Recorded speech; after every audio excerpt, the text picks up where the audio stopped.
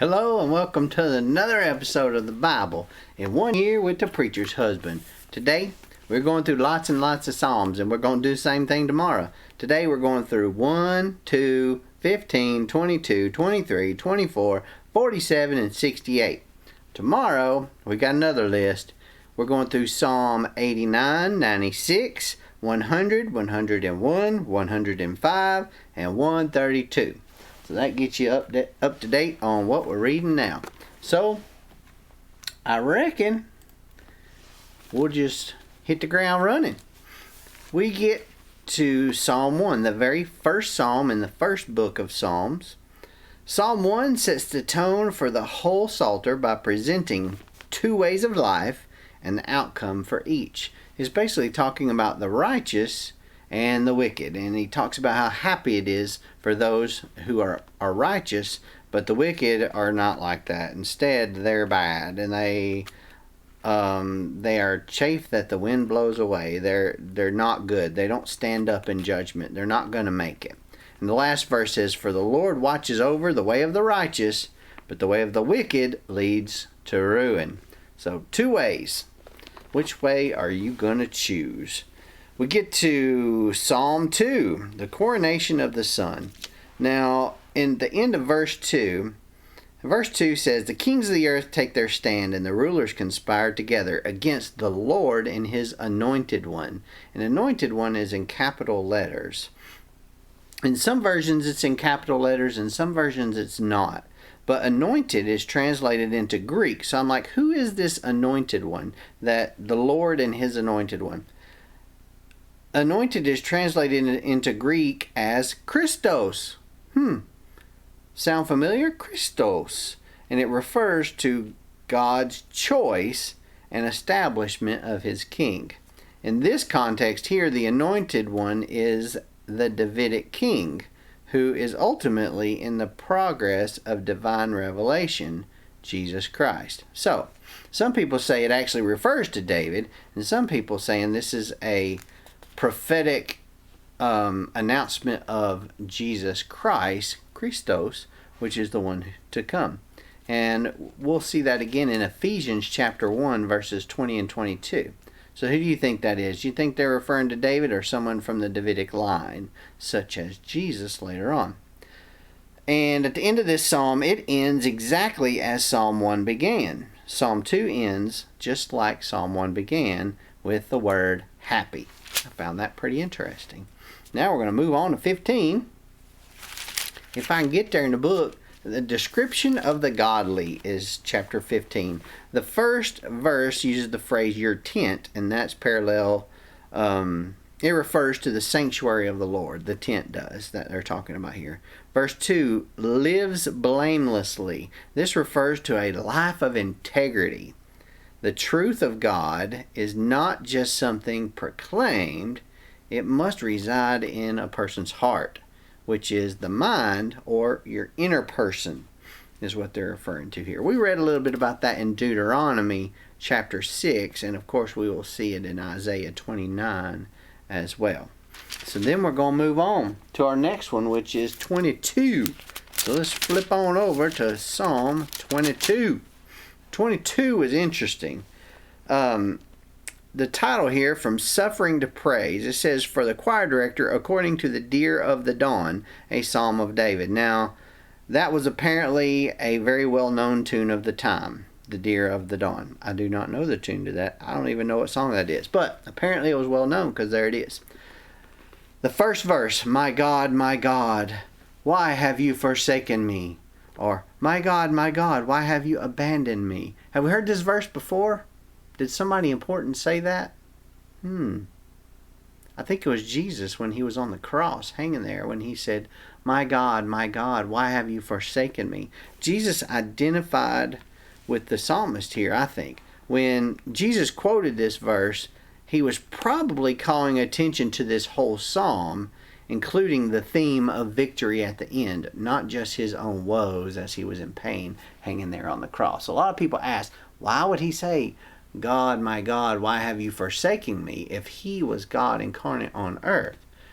Well, this could have been what he was referring to here, this psalm. We get through from verse 1 all the way to verse 21, and we're seeing the negative sides of things, the woe is me, the prayer about the negativity that happens. But in verse 22, you see a major shift in the tone here. Verse 22, it shifts the focus from petition to thanksgiving. This shift might indicate that the prayer had been answered, or that such an answer was anticipated, because it starts out at the end of 21 says, "You answered me." And then he starts proclaiming God's name. Okay, we get to Psalm 23, and this may be the most famous psalm of all the psalms. "The Lord is my shepherd, I shall not want. He maketh me to lie down in green pastures." This just goes on. Everybody has heard this at some point, I'm sure, in their lives. That was an awesome psalm to read. There's a lot of good meaning in there too. If there's anything you want to talk about that psalm that's meaningful to you, put it in the comments section. Let's talk about it. It's titled "A Good Shepherd," and the whole theme is about the Lord is my shepherd. 24. The King of Glory. The King of Glory. A couple things that stuck out to me here was in verse 8, who is this King of Glory, it asks. And then in verse 10 again, who is he? This King of Glory. So I thought, you know what? That's a great question to ask. Do you know him? Do you know the King of Glory? Do you know God? That's something to ponder as we move on through this Bible reading in 1 year. Now we're going to move on to 47. All right, we've gone through 24. Now we're going to go to 47. Let's flip over to 47 and see what we have in store for you today. Psalm 47. God Our King is the title. It says, for the choir director, a psalm of the sons of Korah. Now, who are the sons of Korah? Remember, they were the gatekeepers. They were the gatekeepers, and they also had to do with leading in worship as well. They also sang and led in worship. And right off the bat, verse 1, clap your hands, all you people, shout to God with a jubilant cry. The clapping of hands is actually an expression of joy. Back then and even now, that's used elsewhere to praise a new king. In Psalm 98, verse 8, we'll see this. Also in 2 Kings, chapter 11, verse 12, we see clapping to praise a new king. So we can praise God as our king by clapping our hands, raise our hands, make that joyful noise that we talk about. I love that. I loved Psalm 47. It was a great song. Then we're going to move on to 68. Psalm 68 is our last one. As I read through this one, a couple of things stood out. Verse 17. Let's see, the title here is God's Majestic Power. For the choir director, a Psalm of David. And this is literally a song. Verse 17, God's chariots are tens of thousands, thousands and thousands. That is awesome. Now, the repetition of thousands indicates that the armies under God's control cannot be counted. In other words, they're uncountable. They're just numerous. And then the next thing that really stood out, that left me asking questions, is there is Benjamin, the youngest, leading them, the rulers of Judah in their assembly, the rulers of Zebulun, the rulers of Naphtali. And I'm just confused. I'm like, what in the world are they talking about here? Who are they talking about? So I did a little digging, and Benjamin, the youngest of Jacob's son, of course, we've talked about him.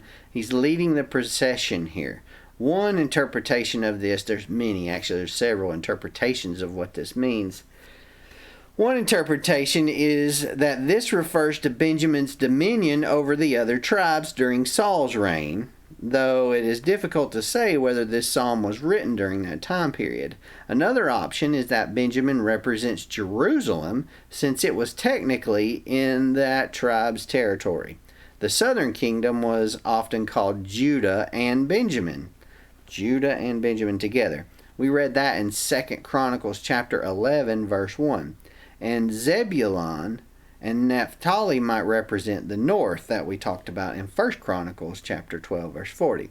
Now, perhaps the best option is that this procession mimics an earlier military campaign when Israel went to war against Sisera. That was in Judges chapter 5. So there's many interpretations of what this could mean. What do you think it means? I found that fascinating. In verse 30, the beast in the reeds. What in the world is a beast in the reeds? Well, this could perhaps be a reference to Egypt, which was the greatest of the world's powers at that time. And the person that wrote the commentary about that referenced Ezekiel chapter 32, verse 2, if you want to look into that any further. And that's all for today. Remember your Psalms for tomorrow, and I will see you again then for another episode of the Bible in 1 Year with the Preacher's Husband. I hope this has touched you. If it has, click the like button, the subscribe button, and of course click a little jingle bell so you can get updated the next time I upload a video, which will be tomorrow. And we will see you then.